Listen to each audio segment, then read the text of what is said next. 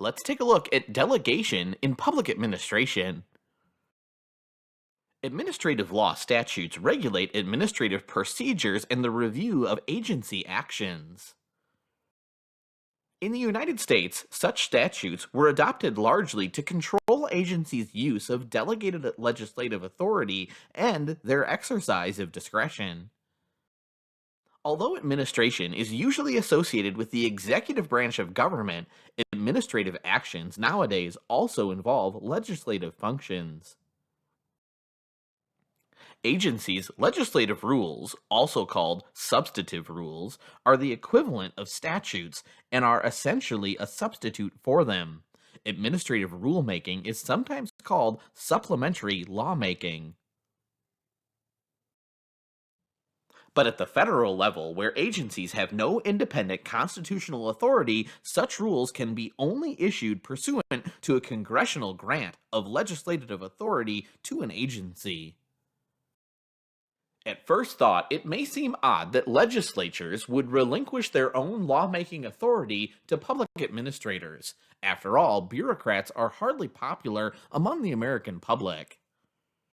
Legislatures find it necessary or desirable to delegate legislative authority to administrative agencies for several reasons.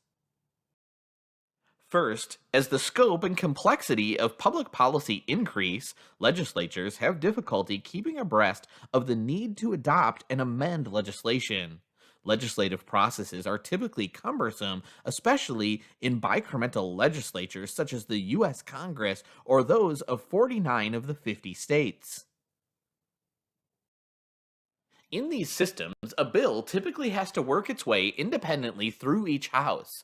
It has to win majority support in both before being submitted to the president or governor for approval or veto.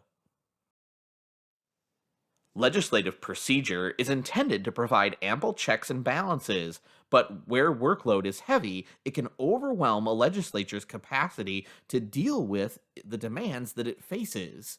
By delegating legislative authority to administrative agencies, legislatures can shed some of the lawmaking burden unto administrators. Second, legislatures can't be expected to have the level of detailed technical expertise often required in contemporary public policy making.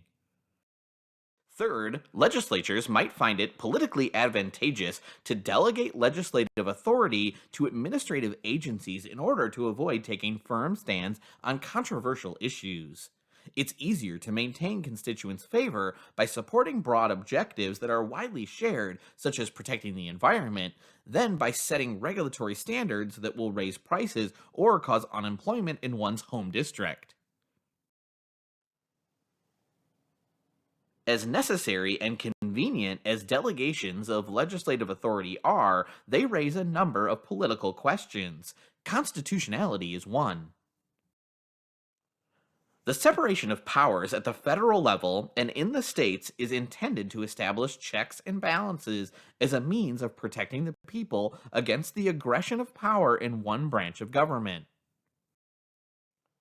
Parliamentary systems fuse legislative and executive powers, but the framers of the U.S. Constitution thought such a combination could produce tyranny.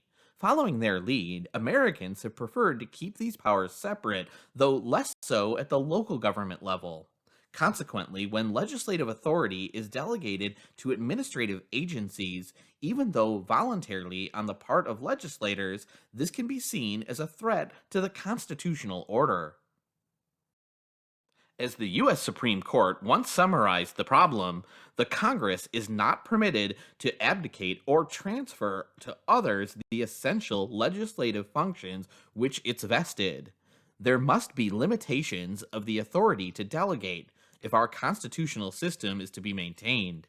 Yet modern government requires at least some delegation.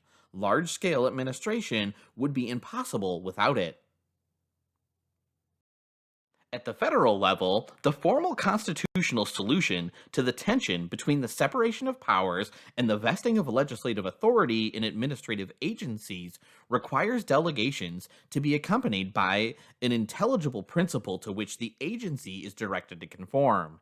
In theory, this intelligible principle doctrine ensures that Congress will clearly establish the broad objectives of public policy, relying on the agencies when necessary only to fill in the details.